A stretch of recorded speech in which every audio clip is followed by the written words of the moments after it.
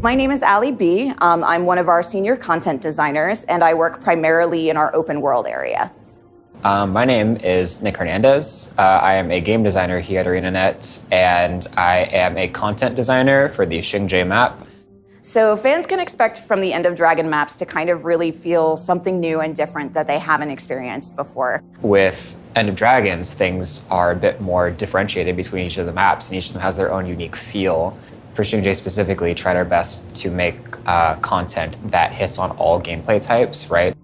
Think of it like a vacation island. It's like this beautiful, serene, spiritual, spacious locale that feels both peaceful and not, right? Depending on where you are and what's going on.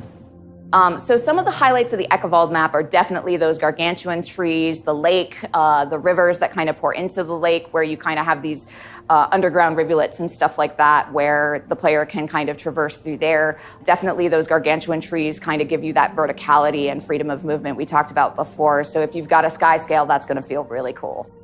So Cantha is definitely not the same as it was in Guild Wars 1. What you have to remember is that it's been 250 years. So how has that area evolved? What's the geography like now? Are the trees still petrified? Like what's kind of going on with that? As well as the people, right? So the people who were there 250 years ago might not be the same people, but there are definitely some familiar buildings and structures. So what players can find, or will find, with Shing Jae is that it is topographically different than it used to be, but not to a point where there aren't familiar tones.